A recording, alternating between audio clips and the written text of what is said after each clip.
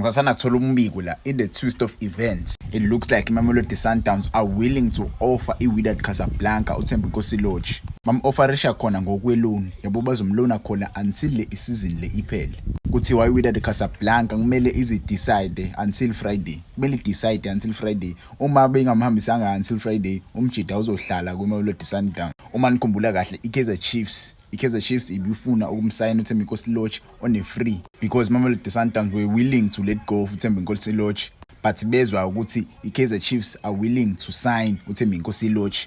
Bathi bafuna imali yabo abafuni ukumdedela umjida mahala. Le ndaba sengakhuluma ngayo insukwini yaThembi Nkosi-Lorch neKaizer Chiefs. iMamelodi Sundowns isifuna imali yabo kuma clubs ala kwiBetway Premiership isifuna imali yabo ama clubs memfuna uThembi Nkosi-Lorch mela keep imali yabo njoba livalwa nje iwindi namhlanje. Are the clubs ala kwiBetway Premiership going to give iMamelodi Sundowns imali noma umjida uzoya kujoin iWydad Casablanca le kaRulani le? Because uma ukhumbula kahle walanda uRulani kwiOrlando Pirates yabo umjida une connection noRulani yabo singesazi-ke. Ngangitshela ama comments shoot Thembi Nkosi-Lorch go to Wydad Casablanca ayojoin uRulani le noma ajoyine wona amathima la kwiBetway Premiership. Singesazi bafethu iwindi liyavalwa namhlanje yabo and umjida it looks like izinto azimhambeli kahle le. Azimhambeli kahle le kwiMamelodi Sundowns. Another former Mamelodi Sundowns player wayedlalela futhi Stellenbosch FC uJunior Mendieta use-approachwe iclub yaseSaudi i-Al Fasel. Le club le ucoach amaZulu uPablo Franco Martin. Singesazi ukuthi umjida uzoyijoyina yini le club le yabo cause right now umjida uyi-free agent. Umjida uyi-free agent maningi ama-club adinga abadlali njengoba lizovalwa nje iwindi yabo. Kwabangabonanga izolo ade kushaya iCAF Draw kule group le kukhona iEgypt, iSouth Africa, iAngola neZimbabwe. Ngokubona kwakho iSouth Africa izokwazi ukuqualify for ama-knockout stages yabo. Ngokubona kwami mina I feel like iSouth Africa inayo chance ukuthi qualify for ama-knockout stages.